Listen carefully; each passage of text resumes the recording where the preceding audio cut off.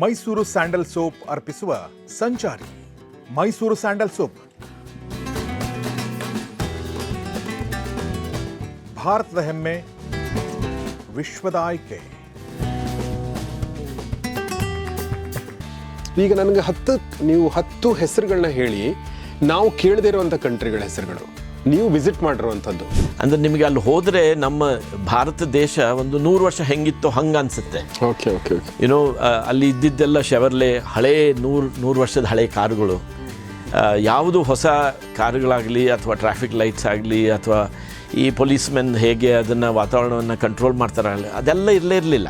ಅಲ್ಲಿ ಕುಕ್ಕಿಂಗಿಗೆ ಗ್ಯಾಸ್ ಇಲ್ಲ ಅಥವಾ ಎಲ್ಲ ಫೈರ್ವುಡ್ಡಲ್ಲೇ ಮಾಡೋದು. ಆ್ಯಂಡ್ ರಾತ್ರಿ ಹೊತ್ತು ಸಹ ಅವ್ರು ಮಲ್ಕೋಬೇಕಾದ್ರೆ ಇದು ಮಂಚ ಏನಿದೆ ಅದನ್ನು ಹಗ್ಗದಲ್ಲಿ ನೇತು ಹಾಕ್ತಾರೆ. ಹೆಗ್ಗಣಗಳು they are very ferocious. So they will give you a bed pan. ಆ ಹಾಸಿಗೆ ಮೇಲೆ ಮಲ್ಕೊಂಡಾಗ ಅವ್ರು ಹೇಳ್ತಾರೆ, ರಾತ್ರಿ ನೀವೇನಾದ್ರು ಟಾಯ್ಲೆಟ್ಗೆ ಹೋಗಬೇಕು ಅಂದರೆ ದಯವಿಟ್ಟು ನೀವು ಕಾಲು ಕೆಳಗಡೆ ಇಡಬೇಡಿ, ಯಾಕೆಂದರೆ ಕಾಲನ್ನೇ ತಿಂದುಬಿಡ್ತದೆ ರಾತ್ರಿ ಹೊತ್ತು. ಇಟ್ಸ್ ಹ್ಯೂಜ್ ಈಲ್ ಫಿಶ್ ಥರ ಒಂದು ಫ್ಲ್ಯಾಟ್ ಆಗಿರುತ್ತೆ. ಅದು ಒಂದು 2 ಮೀಟ್ರಿಗೆ 2 ಮೀಟ್ರ್ ಆಗಲ್ಲ. ನೀವೇನು ಮಾಡ್ತೀರೋ ಅದೇ ಅದು ಮಾಡುತ್ತೆ. ಅದು ನಿಮ್ಮ ಅನುಗುಣವಾಗಿ ನೀವು ಏನೋ ರೊಟೇಟ್ ಆದರೆ ಬಾಡಿ ಅದು ರೊಟೇಟ್ ಮಾಡುತ್ತೆ. It just plays with you as a little pet. So ಹೆಂಗೆ ಸಾಧ್ಯ ಆಯಿತು ಸರ್ ಇದು 192 ಕಂಟ್ರಿಗಳನ್ನ ನೋಡೋಕ್ಕೆ? How is it humanly possible?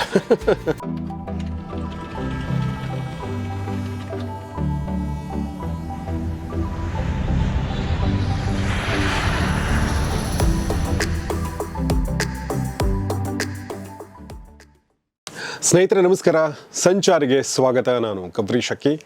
ಇವರು ನಮ್ಮ ಜೊತೆಗಿರುವಂಥ ಇವತ್ತಿನ ವ್ಯಕ್ತಿ 182 ಕಂಟ್ರಿಗಳನ್ನ ನೋಡಿದ್ದಾರೆ. ಕಳೆದ 30 ವರ್ಷಗಳಿಂದ ಟ್ರಾವೆಲ್ ಮಾಡ್ತಾ ಇದ್ದಾರೆ ಮತ್ತು ಅವರ 16 ಈ ಪಾಸ್ಪೋರ್ಟ್ ಬುಕ್ಗಳು ಮುಕ್ತಾಯಗೊಂಡಿವೆ.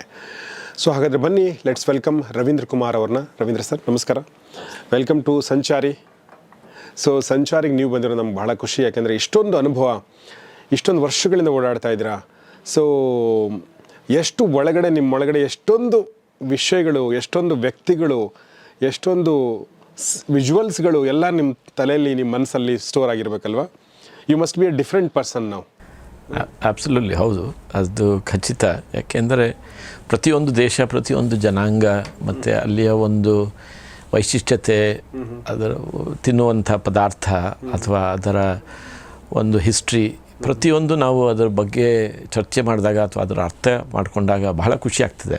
ಓಕೆ, ಆ ಒಂದು ದೇಶದಲ್ಲಿ ನಾವು ಕೆಲವೇ ದಿನಗಳು ಕಳೆದರೂ ಸಹ ಅಥವಾ ಕೆಲವು ವಾರಗಳು ಕಳೆದರೂ ಸಹ ಅಲ್ಲಿಯ ಜನಗಳ ಜೊತೆ ನಾವು ಒಂದು ಸಂಪರ್ಕ ಬೆಳೆಸಿದಾಗ ಬಹಳ ಖುಷಿ ಆಗ್ತದೆ. Okay okay. ಸೊ ಹೆಂಗೆ ಸಾಧ್ಯ ಆಯಿತು ಸರ್ ಇದು 192 ಕಂಟ್ರಿಗಳನ್ನ ನೋಡೋಕ್ಕೆ? How is it humanly possible?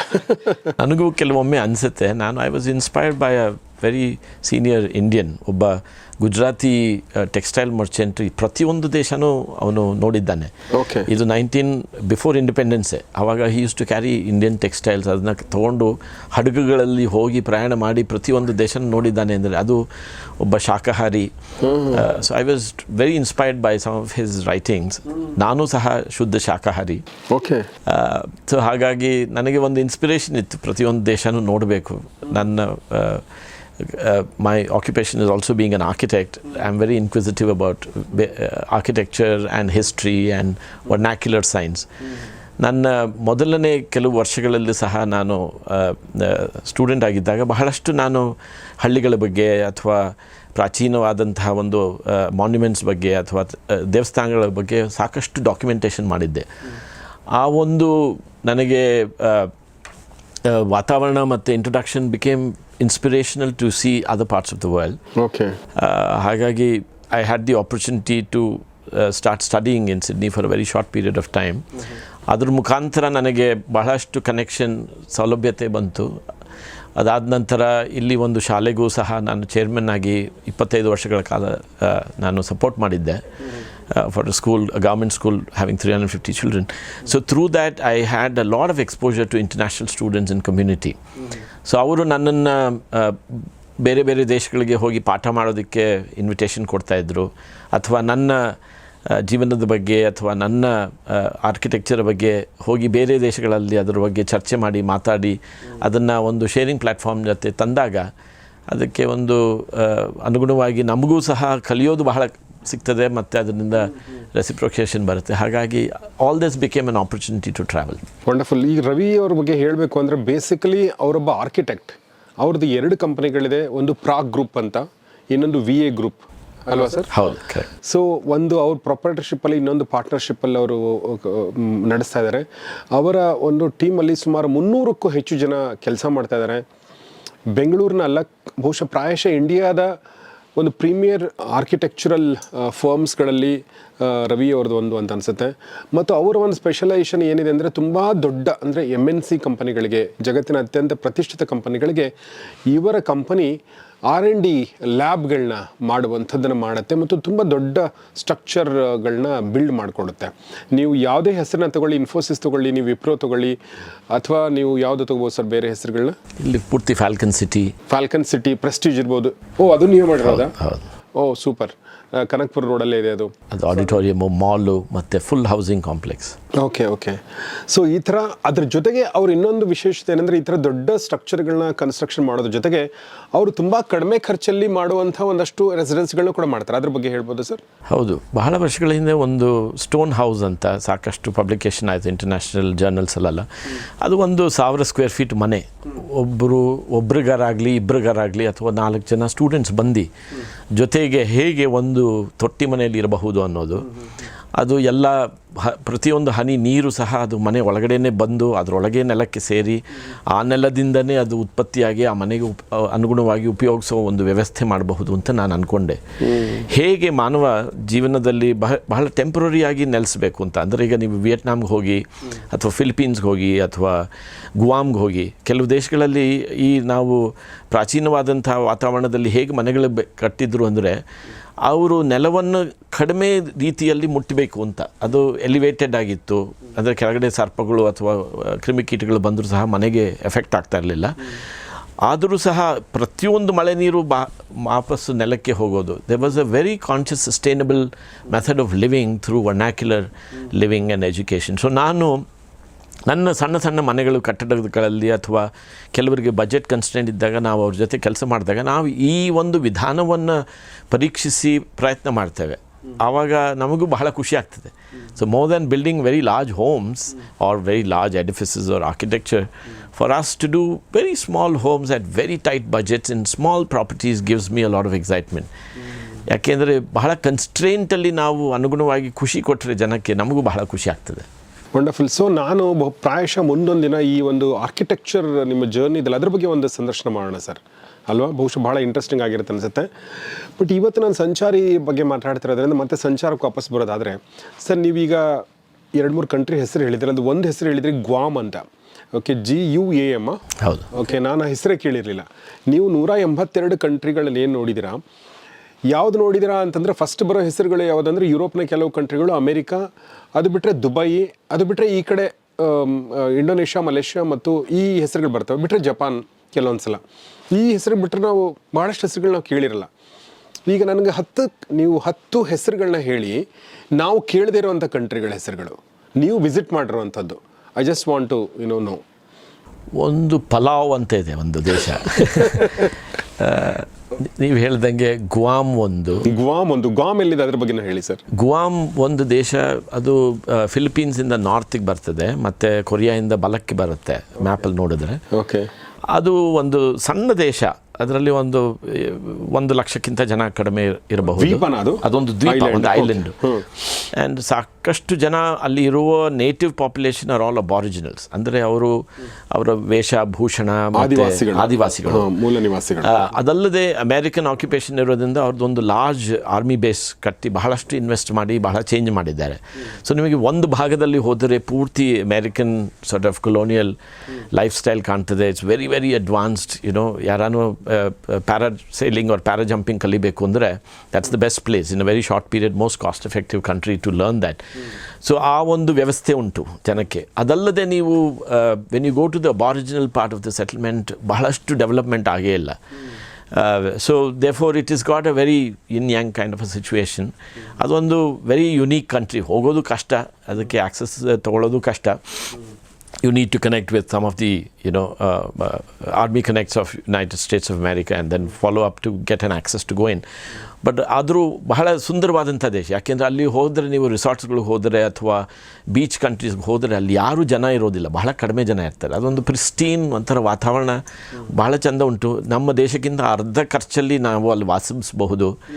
ನೀವು ಭಾರತ ದೇಶದಲ್ಲಿದ್ದರೆ ಎಷ್ಟು ಖರ್ಚಾಗುತ್ತೋ ಒಂದು ದಿನಕ್ಕೆ ಅದಕ್ಕಿಂತ ಅರ್ಧ ರೇಟಿಗೆ ಅಲ್ಲಿ ನೀವು ಒಂದು ವಾರ ಕಳಿಬೋದು. ಸೊ ಆ ಒಂದು ವ್ಯವಸ್ಥೆ ಉಂಟು, ಬಹಳ ಸುಂದರವಾದಂಥ ದೇಶ. ಇನ್ನೊಂದು ನಾ ಹೇಳ್ತಾ ಇದ್ದಿದ್ದು ನಿಮಗೆ ಪಲಾವ್ ಅಂತ ಅದು ಫಿಲಿಪೀನ್ಸಿಂದ ಬಲಭಾಗಕ್ಕೆ ಕೆಳಗಡೆ ಬರುತ್ತೆ. ಆ ಒಂದು ದೇಶ ಸಹ ಒಂದು ಸಣ್ಣ ದ್ವೀಪ, ಅದರಲ್ಲಿ ಒಂದು 60,000 ಜನ ಇರಬಹುದು. It's still very very native in its occupation. And ಅಲ್ಲಿ ಯಾರು ಆಕ್ಯುಪೇಷನೂ ಇಲ್ಲ. ಫಿಲಿಪೀನ್ಸ್ನವರು ದಾಳಿಕೆ ಮಾಡಿಲ್ಲ, ಅಥವಾ ಸೌತ್ ಈಸ್ಟ್ ಏಷ್ಯನ್ ಕಂಟ್ರೀಸ್ ಮಾಡಿಲ್ಲ, ಅಥವಾ ಜಪಾನ್ ಅವರು ಸಹ ಅದನ್ನು ಆಕ್ಯುಪೈ ಮಾಡಿಲ್ಲ. ಸೊ ಅದು ಇಂಡಿಪೆಂಡೆಂಟ್ ಆಗೇ ಇದೆ ಬಹಳಷ್ಟು. ಅದಕ್ಕೆ ಆರ್ಮಿ ಬೇಸು ಇಲ್ಲ. ಆದರೆ ಖುಷಿ ಆಗೋದು ಏನು ಅಂದರೆ ಅದರಲ್ಲಿರುವಂಥ sweet water lakes are amazing. ಅಲ್ಲಿ ಒಳಗಡೆ ನಿಮಗೆ ಜೆಲ್ಲಿ ಫಿಶ್ಶು ಅಂಥ ಒಂದು ವಾತಾವರಣದಲ್ಲಿ ಅದು ಎಷ್ಟು ಸುಂದರವಾಗಿ ಕಾಣುತ್ತೆ ಅಂದರೆ, ನೀವು ಡೀಪ್ ಡೈವಿಂಗ್ ಕಲ್ತಿದ್ದರೆ ನೀರು ಒಳಗಡೆ ಹೋಗಿ ಅದ್ರ ಜೊತೆ ತಾವು ಒಂದು ಅರ್ಧ ದಿವಸ ವಾಸ ಮಾಡಬಹುದು. ಅದನ್ನು ನೋಡಿದರೆ ಬಹಳ ಖುಷಿ ಆಗ್ತದೆ ಅದು. So sweet water jellyfish ಅಂತ. And the oceans are pristine, beautiful. ಅಲ್ಲೂ ಸಹ ನಮಗೆ what we call as the natural coral reefs are beautiful. ದೇಶದಲ್ಲಿ ಬರೀ ಇರೋದು ಈ ಥರ ವೆರಿ ಮಿನಿಮೈಸ್ಡ್ ಟೂರಿಸಮ್. ತುಂಬ ಕಡಿಮೆ ಜನ ಹೋಗ್ತಾರೆ, ಯಾರಿಗೂ ಗೊತ್ತೇ ಇಲ್ಲ ದೇಶದ ಬಗ್ಗೆ. ಆದರೆ ಅಲ್ಲಿ ವಾತಾವರಣ, ಜನಾಂಗ ಬಹಳ ಪ್ರಾಚೀನವಾದದ್ದು. Okay so this is second and third country that you can... Third is I'll probably take a country which is in conflict, Gaza, Palestine, which has got actually 2-3 states which are quite independent by itself. ನನ್ನ ಜೀವನದಲ್ಲಿ ನಾನು through some introductions with ambassadors and with the UN, I became one of the representatives for having conversations on conflict ಅಂತ. So ನಾನು ಆ ದೇಶಕ್ಕೆ ನನ್ನನ್ನು as a representative from UN ambassador ಕಳಿಸಿದ್ರು. But Gaza is not a separate country, no, it's a part of Palestine. It's part of Palestine. ಅದರಲ್ಲಿ 3 ಭಾಗ ಇದೆ. West bank ಅಂತ ಒಂದು ಜಾಗ ಉಂಟು, ಗಾಜಾ ಅಂತ ಒಂದು ಉಂಟು, ಮತ್ತು ಪ್ಯಾಲೆಸ್ಟೈನ್ ಸ್ಟೇಟ್ ಅಂತ ಒಂದು ಜಾಗ ಉಂಟು. ಅದರಲ್ಲಿ each also have a wish to become independent itself. ಯಾಕೆಂದರೆ ಅಲ್ಲಿ ಹೂತೀಸ್ ಇದ್ದಾರೆ, ಅಲ್ಲಿ ತಾಲಿಬಾನ್ ಅವರಿದ್ದಾರೆ, ಬೇರೆ ಬೇರೆ ಜನಾಂಗದವರು. They want to kind of express their own territory and their integrity. Their minerals are very, very rich. So obviously there is a huge interest in what can be got out of the ores of this country. Kelvomme, international media says that there is nothing in that country other than deserts and sand, but adu kachita alla.